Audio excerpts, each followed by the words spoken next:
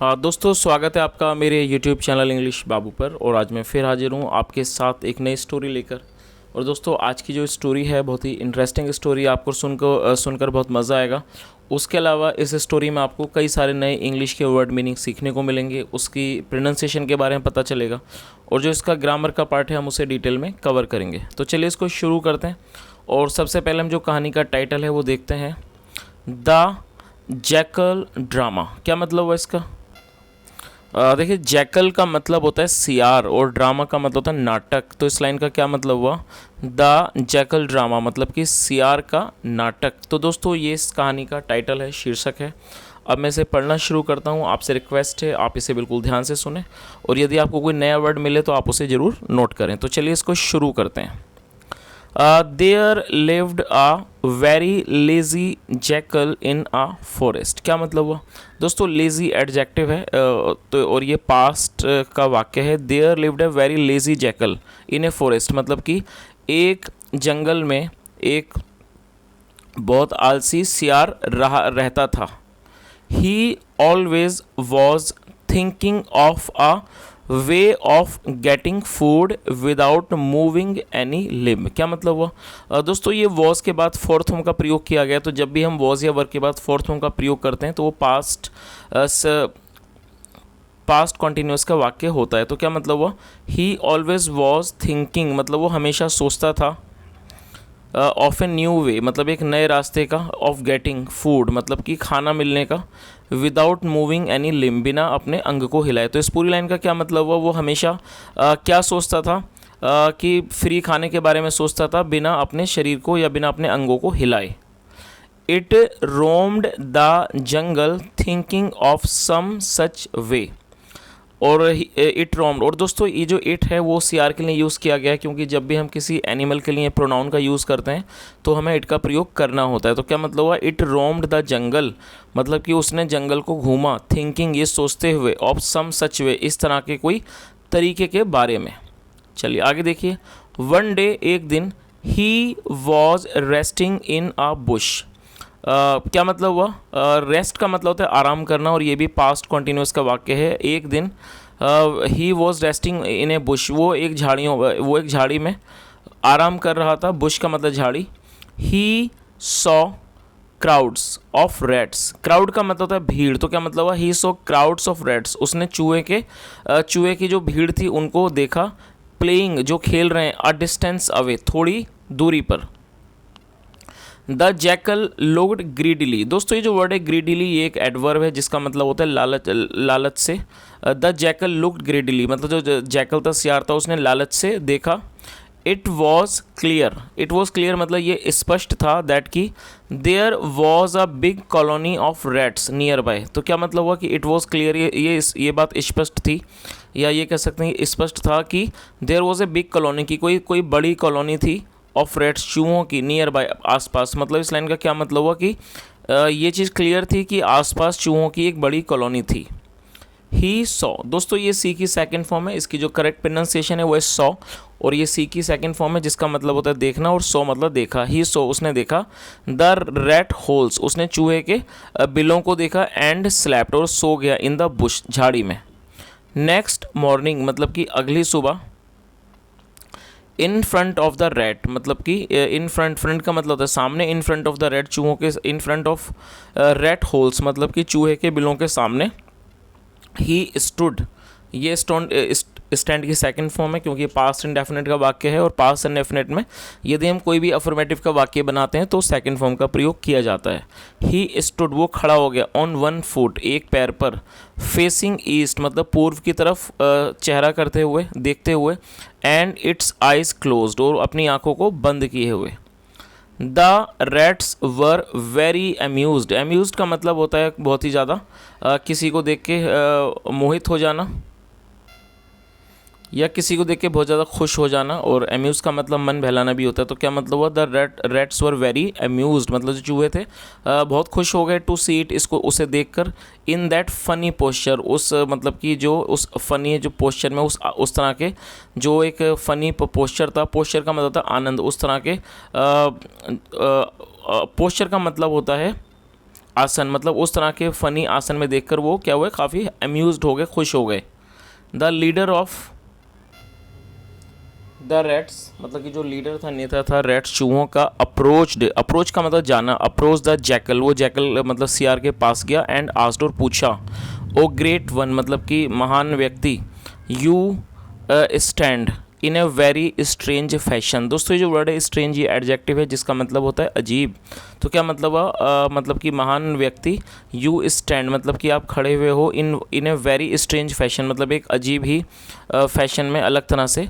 Would you kindly explain, क्या आप कृपया करके एक्सप्लेन करोगे, बताओगे, the meaning of it all, मतलब क्या आप करके इसका अर्थ बताओगे। चलिए आगे देखते हैं।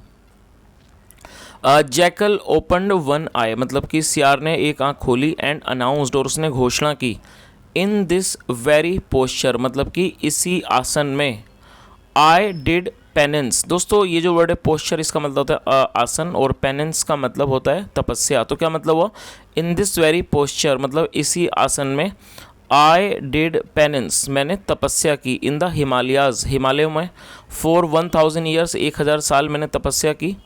The gods of heavens told me, जो गॉड मतलब कि जो स्वर्ग के जो भगवान हैं उन्होंने मुझे बताया, दैट की I had become so powerful, कि मैं बहुत ज़्यादा पावरफुल मतलब कि शक्तिशाली बन गया हूँ, दैट की द मदर अर्थ, की जो मदर अर्थ है, जो even bear only the weight of my 1 lakh. तो क्या मतलब हुआ कि जो धरती माता है वो भी मतलब कि बेयर कर सकती है, बेयर का मतलब होता है सहन करना, वो सहन कर सकती है, only the weight of my 1 lakh मतलब मेरे एक ही पैर के वजन को सहन कर सकती है। सो इसलिए, फॉर योर गुड तुम्हारी भलाई के लिए, आई स्टैंड ऑन 1 फुट मैं एक पैर पर खड़ा हूँ, lest the earth should sink to hell. Sink का मतलब होता है डूबना, तो क्या मतलब हुआ, कहीं ऐसा ना हो कि धरती पाताल में डूब जाए, या हेल में, नर्क में। चलिए आगे देखिए। It impressed the leader of the rates, impress का मतलब था प्रभावित करना, तो उसने जो है जो प्रभावित कर दिया, the leader of the rates चूहों के जो नेता को प्रभावित कर दिया। He told other rates about the great jackal, और उसने जो दूसरे अन्य चूहे थे उनको बताया, किस बारे में, rates about the great jackal, उस महान सियार के बारे में। चलिए आगे देखिए।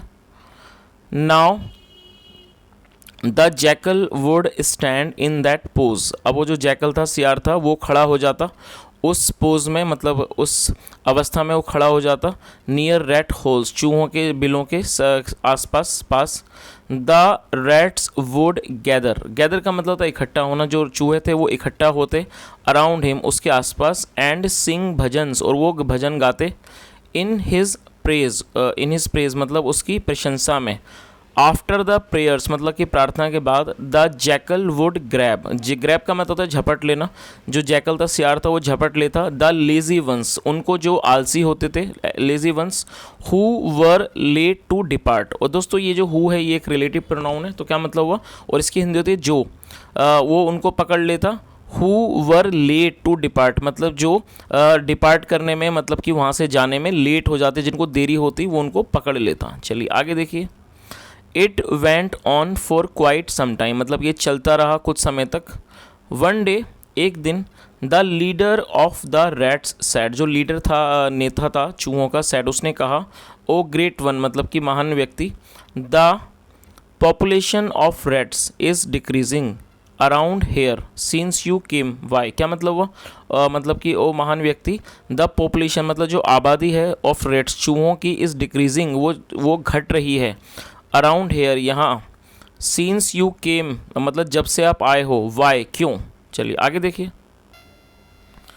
द जैकल स्पोक जो सियार था वो बोला, डियर वन प्यारे, the rats have become very religious. क्या मतलब हुआ दोस्तों, हैव के बाद थर्ड फॉर्म का प्रयोग किया गया, तो ये प्रेजेंट परफेक्ट का वाक्य है, और बिकम का मतलब होता है हो जाना, बन जाना। तो क्या मतलब हुआ, द रैट्स हैव बिकम जो चूहे हैं वो बन गए हैं, वेरी रिलीजियस वो बहुत धार्मिक हो गए हैं, due to my presence. Due to का मतलब है वजह से, ड्यू टू माई प्रेजेंस मतलब मेरी उपस्थिति की वजह से। तो इस पूरी लाइन का क्या मतलब हुआ कि उसने क्या जवाब दिया, द जैकल स्पोक मतलब सियार बोला कि प्यारे, the rats have become very religious due to my presence मतलब जो चूहे हैं वो बहुत ज़्यादा धार्मिक हो गए मेरी उपस्थिति की वजह से। They are going straight to heaven मतलब वो सीधे, स्ट्रेट का मतलब होता है सीधे, दे आर गोइंग वो जा रहे हैं स्ट्रेट सीधे, टू हेवन मतलब वो सीधे स्वर्ग जा रहे हैं। आई कैन सी इट मैं देख सकता हूँ, through my divine site. Divine site का मतलब होता है दिव्य दृष्टि। तो क्या मतलब हुआ, आई कैन सी इट मैं ऐसा देख सकता हूँ थ्रू माई डिवाइन साइट मतलब अपने दिव्य दृष्टि के माध्यम से। गॉड ब्लेस देम ईश्वर उनको ब्लेस करे, आशीर्वाद दे।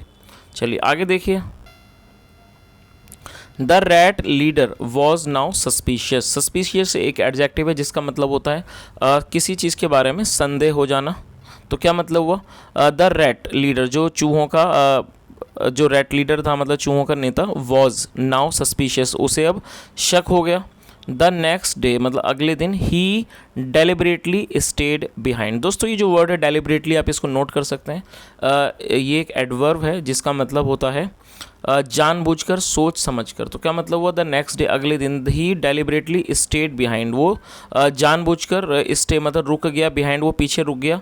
एक्टिंग मतलब वो इस चीज़ का नाटक करते हुए, टू हैव फॉलन अस्लीप मतलब वो नींद आ जाने का, सोने का बहाना करते हुए। दोस्तों ये फॉल की थर्ड फॉर्म है फॉलन, और अस्लीप मतलब सोना, इसका मतलब नींद आना। तो मतलब नींद आने का नाटक करते हुए वो पीछे रुक गया। वैन जब, the jackal tried to grab it जब जैकल ने सियार ने कोशिश की तो उसे झपटने की। ही रैन अवे वो दौड़ा। ही गैदर्ड द रैट्स गैदर का मतलब होता है इकट्ठा करना। ही गैदर्ड द रैट्स उसने चूहों को इकट्ठा किया। And revealed to them. दोस्तों रिवील का मतलब होता है किसी चीज़ का खुलासा करना, रहस्य से पर्दा हटा देना। तो उसका क्या मतलब हुआ, एंड रिवील्ड टू दैम और उसने उनको खुलासा कर दिया, उस रहस्य से पर्दा हटा दिया उनके सामने।